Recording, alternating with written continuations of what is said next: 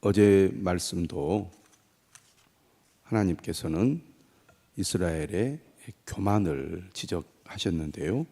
오늘 본문도 이스라엘의 교만을 지적하고 있습니다.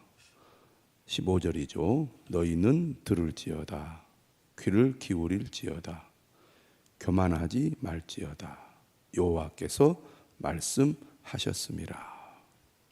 15절부터 17절까지는 에레미야 선지자의 경고의 말이라고 하겠습니다. 들으라, 귀를 기울이라, 교만하지 말라. 이 말들은 다 같은 의미라고 하겠습니다. 15절에서 교만하지 말라는 것은 하나님의 말씀을 들으라는 표현의 또 다른 표현이라고 할 수 있겠죠. 결국 교만하다는 것은 하나님의 말씀을 듣지 않는다는 것을 말한다고 하겠습니다.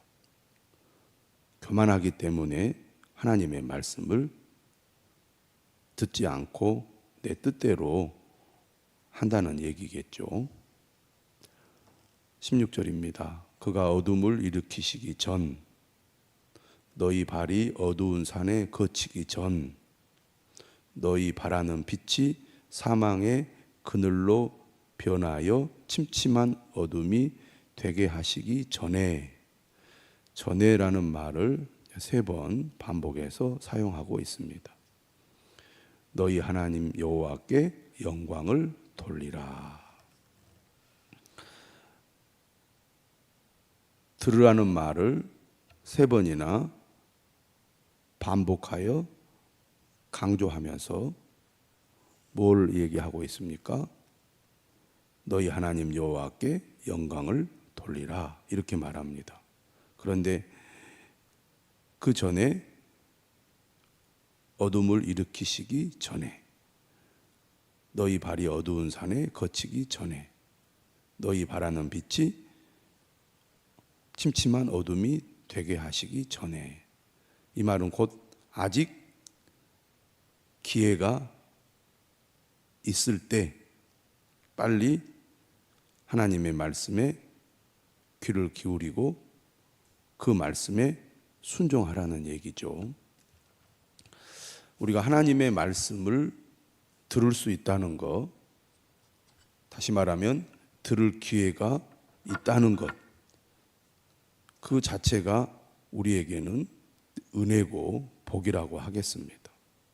하나님의 심판이 임했다는 것은 더 이상 하나님의 말씀을 들을 기회를 얻지 못했다는 것이고 그 기회를 놓쳤다는 것을 말합니다. 하나님의 말씀을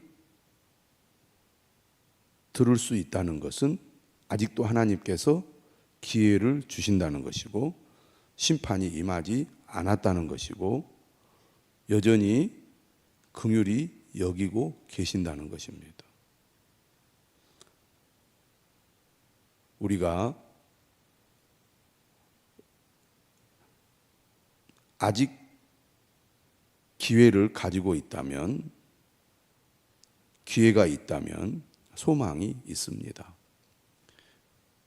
완전히 모든 것이 끝이 나고 하나님의 심판이 임하여 더 이상 회복하고 또 하나님께로 가까이 나아갈 수 있는 기회가 전혀 없다면 절망할 수밖에 없을 것입니다. 하지만 하나님의 말씀이 우리 귀에 들린다는 것, 하나님께서 우리에게 경고의 말씀을 하신다는 것은 아직 하나님이 우리를 긍휼히 여기시고 우리를 도우실 수 있다는 것을 의미합니다. 하나님의 말씀을 들었을 때, 그 말씀을 들으라는 말을 또 우리가 들었을 때 빨리 하나님께로 나아가야 한다는 것입니다. 기회가 있을 때 하나님께서 우리를 기다리시고 부르실 때 그때가 우리에게 절호의 기회라는 것입니다. 다음에, 나중에 이렇게 우리가 미루거나 또는 계속 거절하게 되면 기회가 사라질 수도 있다는 얘기죠. 그래서 오늘 에레미야 선지자는 이스라엘 백성들로 하여금 하나님의 말씀을 들으라고 3번이나 반복하고 있습니다. 아직 기회가 있을 때 하나님 여호와께 영광을 돌리라고 말하고 있는 것이죠. 그러면서 경고합니다. 17절, 너희가 이를 듣지 아니하면 나의 심령이 너희 교만으로 말미암아 은밀한 곳에서 올 것이며 울 것이며 그랬습니다. 울 것이며. 에레미야 선지자는 이스라엘 백성들이 하나님의 말씀을 거부하고 듣지 않음으로 하나님의 심판을 받는 것을 매우 고통스러워하고 있습니다. 잘됐다. 너희가 교만해서 이런 심판을 받는 거야. 그럴 줄 알았다. 속 시원하다. 이게 아닙니다. 은밀한 곳에서 울 것이라고 말합니다. 여호와의 양떼가 사로잡힘으로 말미암아 눈물을 흘려 통곡하리라. 이스라엘 백성들이 포로로 잡혀가는 것 때문에 눈물을 흘려서 통곡하게 될 거라는 거죠. 에레미야 선지자가 이스라엘 백성들을 향하여 심판의 경고를 하는 것은 사실 매우 고통스러운 일이었습니다. 그리고 그들이 끝내 교만한 마음으로 하나님의 말씀을 듣지 않는 것을 매우 안타깝게 여기고 있다는 겁니다. 우리가 에레미야 선지자를 눈물의 선지자라고 말하고 있지 않습니까? 그는 소리를 지르면서 하나님의 말씀을 전했습니다. 그런데 사람들은 그 말씀을 듣지 않은 거죠. 오히려 에레미야 선지자를 대적하고 무시했습니다. 그럴수록 에레미야 선지자는 더 안타까운 심령으로 하나님의 심판을 선포한 거죠. 그런데 그들이 끝내 듣지 않음으로 망하게 되었을 때 그는 눈물을 흘릴 수밖에 없었던 것입니다. 문제는 이러한 에레미야의 심정이 단지 에레미야만의 심정이 아니라 하나님의 마음이라는 거죠. 에레미야는 하나님의 뜻을 전하는 사람이잖아요. 그러니까 하나님께서 심판을 선포하라고 명령하실 때 하나님 역시 이스라엘 백성들의 교만함 때문에 마음 아파하시고 고통스러워 하신다는 것입니다. 내 생각으로 그리고 내가 모든 것을 다 알고 잘하고 있다고 생각하는 이 교만함이 하나님의 말씀을 듣지 않게 합니다. 지금 나는 괜찮다. 다 잘 되고 있다. 안전할 것이다. 절대로 망하지 않을 거다. 이런 생각이 하나님의 말씀을 듣지 못하게 한 것이죠. 그러나 결국 그 끝은 멸망입니다. 포로로 잡혀가고 모든 것을 다 잃게 되는 거죠. 그런데 지금 에레미야 선지자가 계속 하나님의 말씀을 전하고 있습니다. 아직은 하나님의 말씀을 듣고 회복할 수 있는 기회가 있다는 얘기죠.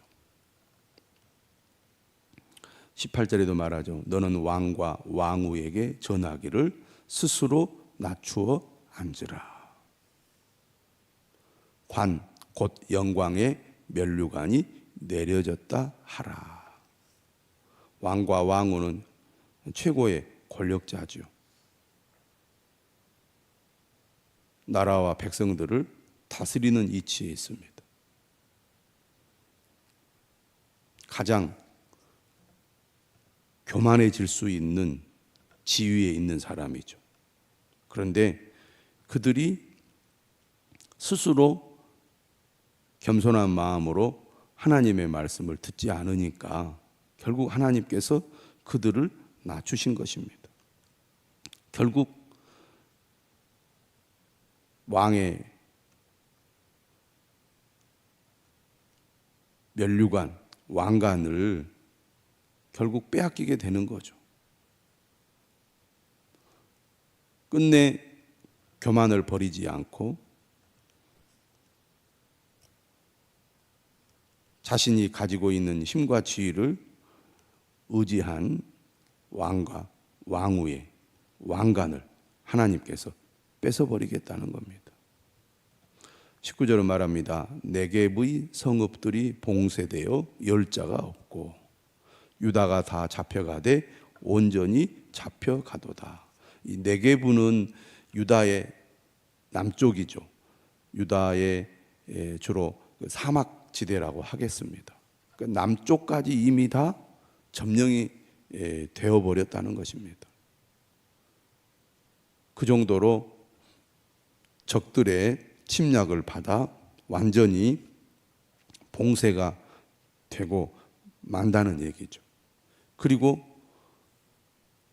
결국 예루살렘 성도 함락되고 수많은 사람들이 목숨을 잃을 뿐만 아니라 결국은 포로로 잡혀가는데 온전히 잡혀간다. 완전히 이 예루살렘과 유다, 남유다 왕국은 망하게 된다는 겁니다. 부분적인 패배가 아니죠. 완전히 나라가 사라져버리게 되는 겁니다. 결국 그들이 하나님의 말씀을 듣지 않고 끝내 교만한 마음으로 하나님의 말씀을 거절했기 때문에 이런 일이 일어난다는 거죠. 20절입니다. 너는 눈을 들어 북방에서 오는 자들을 보라. 너에게 맡겼던 양떼, 네 아름다운 양떼는 어디 있느냐? 너의 친구 삼았던 자를 그가 네 위에 우두머리로 세우실 때 네가 무슨 말을 하겠느냐? 네가 고통에 사로잡힘이 상고를 겪는 여인 같지 않겠느냐? 북방 바벨론의 침략으로 말미암아 그들이 모든 것을 빼앗겼을 때 마치 상고를 겪는 여인 같은 고통을 겪게 될 거라는 것이죠. 다 잃고 나서야 이렇게 탄식을 합니다.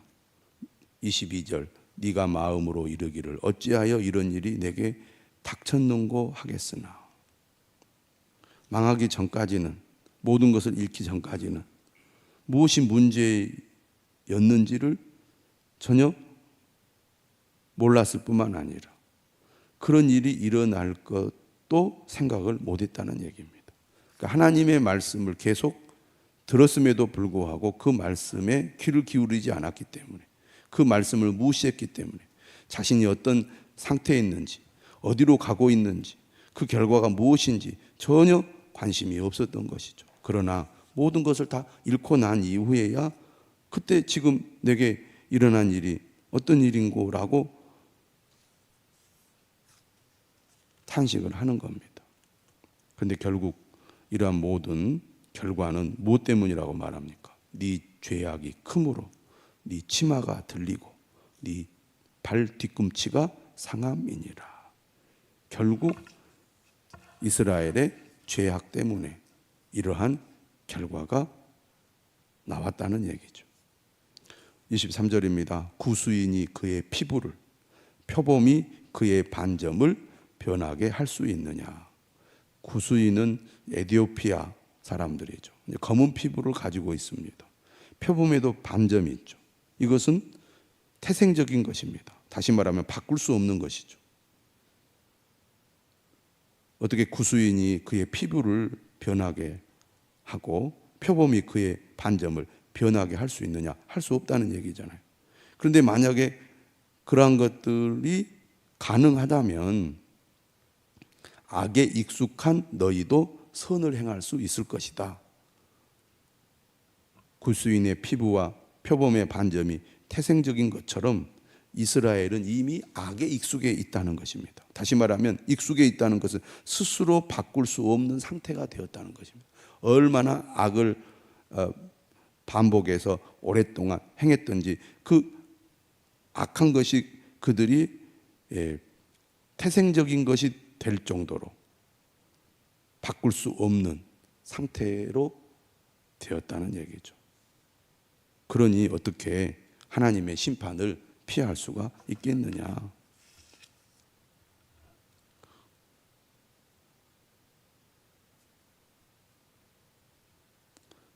그래서 하나님 24절 심판을 행하겠다고 말씀하시죠. 그러므로 내가 그들을 사막 바람에 불려가는 건불같이 흩으리로다. 흩어버리겠다는 거죠. 여호와의 말씀이니라. 이는 네 몫이요 내가 헤아려 정하여 네게 준 분깃이니 네가 나를 잊어버리고 거짓을 신뢰하는 까닭이라. 우리는 하나님을 잊어버리지 않도록 하나님을 가까이 해야 됩니다. 사람은 잘 잊어버리잖아요. 멀리하면 잊어버립니다. 듣지 않으면 잊어버리죠. 늘 가까이 하나님을 해야 될 이유가 여기에 있습니다. 우리는 반복해서 듣지 않으면 잊어버리게 되고 잊어버리면 결국은 따르지 못하게 됩니다. 뭘 해야 될지를 모르게 되는 거죠. 잊지 않기 위해서는 늘 하나님 앞으로 가까이 나아가야 합니다. 하나님의 말씀을 들어야 합니다. 그리고 그 말씀을 우리가 마음에 새겨야 되겠지요. 그렇지 않으면 우리는 늘 거짓에 속아 거짓을 쫓아가게 되어 있습니다. 이 세상은 거짓으로 가득 차 있죠. 거짓이 진짜 같습니다. 오히려 거짓을 쫓아가면 잘 될 것 같고 성공할 것 같고 그렇게 우리를 현혹합니다. 하나님의 말씀을 우리가 듣지 않고 그 말씀에 귀를 기울이지 않으면 오히려 거짓을 신뢰하는 사람이 된다는 겁니다. 우리가 하나님을 잊지 않아야 되겠습니다. 물론 억지로 잊어버리겠다 이런 사람도 있을지 모르겠지만 멀어지면 잊어버리게 됩니다. 가까이 하지 않으면 잊어버리죠. 듣지 않으면 잊어버리게 되어 있습니다. 그래서 우리가 하나님을 가까이 해야 합니다. 하나님의 말씀에 귀를 기울여야 합니다. 잊어버리지 않도록 주님 앞으로 가까이 나아가 그의 말씀을 듣고 그의 말씀을 우리가 마음에 깊이 새길 때 거짓을 분별하고 진리의 길로 나아갈 수 있을 것입니다. 우리 모두 이러한 사람들이 될 수 있기를 주님의 이름으로 축원합니다.